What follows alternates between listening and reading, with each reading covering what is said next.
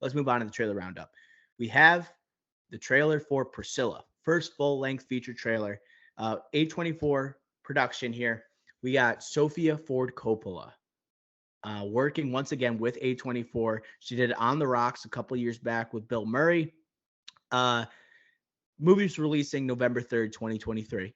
So we are about a month away. This is a movie that has a lot of buzz following its debut at the Venice Film Festival.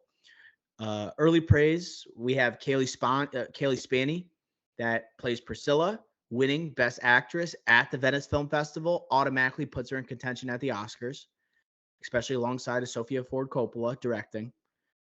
We have Jacob Elordi, a lot of praise as Elvis, following the performance of Austin Butler with a Best Picture nominated Elvis from Baz Luhrmann and a Best Actor nomination for the guy. I want to get your reactions here, Ricky Flex. Upon watching the Priscilla trailer, do you think this one has potentially higher aspirations than the Baz Luhrmann film at the Oscars? It's a great question. Not even aspirations. That might not be the right word, but Okay. I guess more of a chance. Like, do you think it's more of an appealing Oscar, not bait, but type of film? Yes. To answer that, yes. It's just tough because Elvis, the Baz Luhrmann movie, was nominated, I think, for 8 Academy Awards, shockingly. But this is clearly a better movie. You could already tell. And Sofia Ford Coppola just doesn't miss. She always makes a good movie. It's just like if you like it or not, the topic. And I think that's going to be a big problem here, being so close to last year's Elvis movie with such a great performance by Austin Butler. And here, it looks beautiful as well, like Elvis, but in a different way. Like think of the wedding scene in the trailer, right? And it's darker to showcase the darker side of Elvis. And that just cuts off a huge audience, right? Huge Elvis audience is going to be gone from this movie. And I do like the music in this trailer and in the previous trailer that we saw, but when it does that turn, like when they start talking, all the quotes saying, "I've heard a lot of rumors about you," or talking about like there's something that you're hiding, and the gambling scene when she thinks it's 21 but it's 22, the music just turns, right? I like black hair and the black and a lot of eye makeup. And then she goes, I don't like that. And then he's like, what do you mean you don't like that? And the music just turns on you, right? So I think the precision here from the Sofia Ford Coppola aspect is going to be so vital, and why, yes, this definitely should be nominated for a bunch of Academy Awards. Will it win any? I don't know, but this will, no doubt you could tell that this will be better than the other Elvis movie. I get the same vibe. It's less flashy and it seems more real. And it also seems like it's going to be as faithful as it can, unabashedly, no matter what the Elvis fans want to see. It's not an Elvis movie, it's a Priscilla Presley movie. And there's no denying the creepiness that comes with Elvis wanting to have a relationship with someone that was in high school. And it doesn't matter, like, if he waited for marriage to have sex with her, whatever it may be. It's a creepy story, you know? And as much as Elvis in this trailer doesn't look as bad as I think the movie's about to make him look, I agree. I think it's going to make him look awful. And you talked about it. You see the remnants from this movie already, where it's like him forcing her to look a certain way. Okay. It's him. You talked about it, the immaturity of her compared to an Elvis, him making her look dumb in this trailer. It's like, Cringe. it's like a very tame way of showing the future volatility in this movie, in this relationship. And I'm very, very curious how the Academy responds with this type of movie following Baz Luhrmann's film that gets nominated for 8 Oscars. Yeah, because Like, clearly the Elvis Baz Luhrmann movie was liked by the Oscars, even though it wasn't a good movie. right. So was that Elvis fans? Like, was that like people just getting caught up in this huge, great performance by Austin Butler, the music? It all seems to be that they like Elvis. So when they do a 180 here, the very next year, will they put the same effort into Priscilla? I just don't think so, but I do know just from seeing these trailers that this is going to be better. just from a piece of art, perspective. And Totally. again, like I have faith in Sofia Ford Coppola much more than a Baz Luhrmann. And what also tells you that this is going to be a controversial movie once it drops is the song choices, because there's no Elvis Presley songs allowed in this movie. The Elvis estate has not allowed for Elvis's music to be used, which is a telltale sign it's not going to portray him in a positive light. In this trailer, I think this trailer and the teaser, I thought the music's been amazing. It's been really Honestly, good for a movie that can't use the artist's music, it's shocking. And usually that is a detriment for me. And for people David who Bowie love movie. Elvis, it certainly is. But the song in the trailer was My Love for You by ESG. Fire. Great song. Absolutely fire. The teaser, I don't even know what that song was. Like that, it was like the guitar riff that went on for about 30 seconds. Spot on. And that's just great song selection. And man, it's going to be interesting because I did notice, I know a little bit about the Priscilla and Elvis Presley relationship, and I do know there is a very interesting scene here later on, Ricky Flex, and we don't have to go like scene by scene of this. It's not like we're breaking down a superhero trailer or anything like that and looking for Easter eggs. But did you see the scene where Kaylee Spaney is doing karate as Priscilla? Yes, I have questions on that. I know everything about this, Ricky. Okay. Do you want to say it now or? Yeah, I'll let you know. Okay, Like, yeah. what do you know? What do you know about this? I'm curious because I didn't. No, I don't know anything. I'm Okay. assuming, like based off the vibes of the trailer, that she has to learn karate to protect herself from Elvis. That is basically what I'm deriving from this, or my reading comprehension skills, or whatever. Contextual skills. But Ricky Flex, that's what I think they want the audience to think. But it's and they might portray it that way in the movie, but actually we have a situation where Priscilla Presley starts an affair with a karate instructor that she meets backstage at one of Elvis's concerts, and Oh boy. that's where it's not really. It happened in real life. It might be kind of a spoiler. I don't really know because I don't know how they're going to portray it in the movie, but it could be like. Is there a chance they say like she feels unsafe around Elvis? There is some volatility in the Elordi performance in this trailer. Like maybe that's why she takes up karate. I think there could be some interesting context given to the Priscilla character in here that once again goes against like the pro Elvis crowd. And that's also why this is gonna be a controversial movie, bro. This will be the most controversial movie of the year. 100%. And just to follow up, the song in the first trailer, the teaser trailer, that's How You Satisfy Me. It's by the Australian band Spectrum, and it was a 1992 recording. And fun fact, so the lead singer is Thomas Mars. Why is that relevant? Married to Sofia Ford Coppola. Wow. Okay. So it's a little like homegrown cooking there a little bit. Still a great song.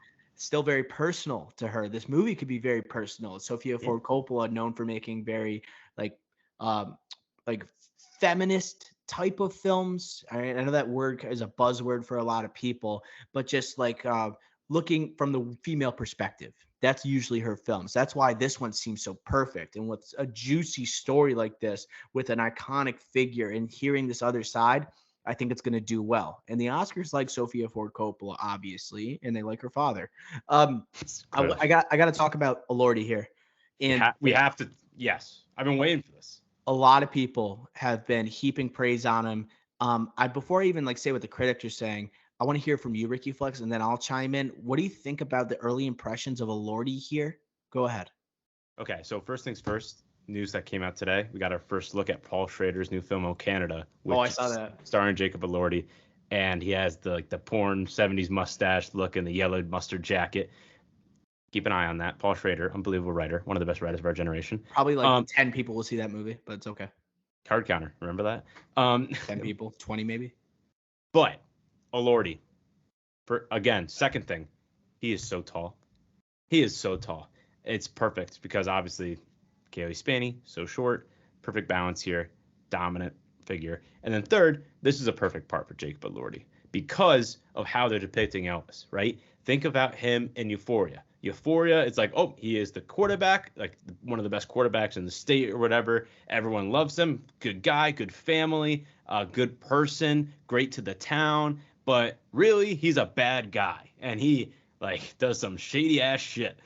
that's what they're depicting Elvis as. He's a great guy, America's sweetheart. Everyone loves him. And maybe not America's sweetheart because all adults hated him at the time, but all the kids love him. Ladies, man, just like Elordi, very good looking, and he's a bad guy. And that's definitely what Sofia Ford Coppola's doing here. And Jacob Elordi can play that to a T. So this is a perfect casting.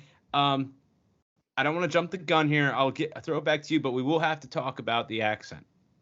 So Ricky Flex, I couldn't agree more. Took the words right out of my mouth. It's a perfect casting. A guy that seems like he's glowing and he's on the cover of these magazines and his records are selling at a rate that no other artist has ever sold records before. But really, do you get to know the real side of him? That is exactly Nate Jacobs, right? It's you get to know the real side and then you are horrified. I think that's kind of on a trajectory that we're on, like following this trailer. But I also think he is Elvis in this trailer a lot. He feels the vibe of Elvis, I think, a lot more effortlessly than Austin Butler. Austin Butler put on a performance, put on a show, and he really fit what a Baz Luhrmann was looking for with the flashiness, the makeup, and all. But Elordi kind of just is Elvis, and he's smooth with it. I think his voice it tells me he's not trying as hard. Like he just seems he's a little bit naturally cooler actually than Austin Butler, and that might be kind of a shock to some people, but. Like judging by this, it is effortless. Like to me, you had Butler trying too hard to resemble the icon, and then Elordi seems more like himself, but I think is smoother in the role. So your thoughts? I know you're an Austin Butler guy. Yeah, these are both my guys here. But if I had to pick one, it's obviously Austin Butler. Definitely, you could feel the method acting with Austin Butler, I would say. And I think in the Oscar campaign, he still had the voice, the Elvis voice, so he cares, that effort. I love that about him. But yeah, like I would say, like Jacob Elordi, I think he's from Australia. This is a pretty good accent. So that's like the only thing I would say that isn't natural, right? I think everything else is, it's pretty natural to him. It's I thought it sounded good too. I thought it sounded smooth. And yeah, I felt like that because I don't know if it's just like when Austin Butler was going on this awards tour, he's doing this press campaign. Like he kept the voice. He wanted to make it seem like, no, that's me, that's me talking, right? Like, I think that was actually a selling point truly for him to like potentially win an Academy Award where it's like, I'm not trying too hard. This is how I actually sound. Like, I think that might've actually played a role in that run there. Yeah. But like, here, like we're gonna have a lot less music scenes, like musical numbers and stage performances. We're gonna have one or two maybe, but Austin Butler's Elvis was all about that. So it was more of a, I don't want to say impersonation because Austin Butler should have won an Oscar. I think it was the best performance last year, but is more of an impersonation than this is. Like you said, it just seems more natural. And again, with the accent, when he like at the beginning, it's like you could kind of tell, but it's like it's still coming along. And then he goes like, I don't have a goddamn thing to lie or whatever. And then he goes like, happen or whatever. The Tennessee twang starts to like shine. Yeah, it starts to show up in the second half of the trailer when he gets angry with Priscilla and Kaylee Spaney. And yeah, it worked. It worked. I will hold back from saying it's better or worse than Austin Brothers. I'll wait till the product show. We have no. It's just a trailer. Just a trailer, but I'll say just from the trailer, it's pretty good because this is the first time. The first trailer, he didn't have the voice. This is the first time we heard him. So again, Elvis voice. It's big. We made a huge deal out of it after Austin Butler's. Obviously, it won't be as big this time around because again, it's only a year after. But yeah, it should be a big deal. And it might be just a more real look at Elvis, which also like might gravitate towards the critics and be like, okay, yeah, this is how he probably truly was like in the less flashy movie compared to like Baz Luhrmann. But I agree with you. You make an excellent point. It's the stage presence by Austin Butler that probably did put him in Academy consideration, right? That got him that Best Actor nomination. The best moments of Austin Butler's Elvis was on stage. There's no doubt about that. And he just movie star-esque, very movie star-esque. Okay. Any other thoughts on Priscilla before we move on to the checkup? They also make Kaylee Spaney look so young, too, to really drive home the age difference, right? The headband, yes. Yeah, like God, the very beginning, I was just like, holy crap, that girl's like 13. Yeah, he meets her when she's 14, I believe. Yeah, so it's believable. They do a great job with the de-aging. Unbelievable. Yeah, this is going to be quite the movie. As in quality, yes, and some cringy and polarizing movie, also yes. Yes, I can't wait for the discourse, Ricky Flex, and it would be fascinating if we had either Steve-O or Oh, the big Elvis. Daco Senior, who are massive Elvis fans, on for that review. That would be intense. Steve-O's a must because he does the Elvis impersonation, so he's a Yes, must. That's and a fun fact with our uncle. I would tell him not to look at any reviews beforehand. Just come Do, see a movie. It's on Elvis and his wife. do not wear your Elvis costume to the theater. No, there is no cosplay allowed when you go see Priscilla, unless you're